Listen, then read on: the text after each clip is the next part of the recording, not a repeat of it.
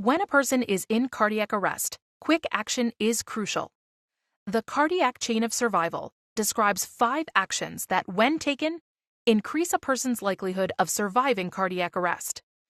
You have a major role in completing the first 3 actions. There is a cardiac chain of survival for adults and one for children and infants.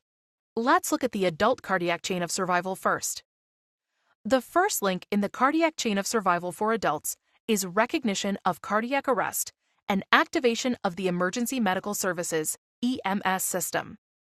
The sooner you recognize that a person is in cardiac arrest and call 911 or the designated emergency number, the sooner advanced medical personnel will arrive.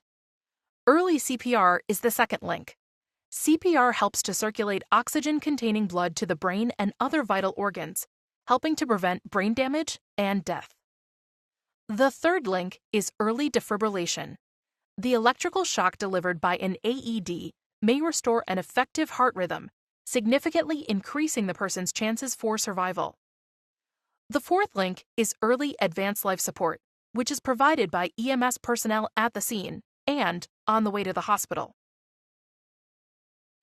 Integrated post-cardiac arrest care is the final link. After the person is resuscitated, an interdisciplinary team of medical professionals works to stabilize the person's medical condition, minimize complications, and diagnose and treat the underlying cause of the cardiac arrest. The pediatric cardiac chain of survival is slightly different from the adult cardiac chain of survival. Because cardiac arrest in children often occurs as the result of a preventable injury, such as trauma, drowning, choking, or electrocution, prevention is the first link in the pediatric cardiac chain of survival. The second link is early CPR, and the third link is activation of the EMS system. Just as in the cardiac chain of survival for adults, the fourth and fifth links are early advanced life support and integrated post-cardiac arrest care. 4 out of every 5 cardiac arrests in the United States occur outside of the hospital.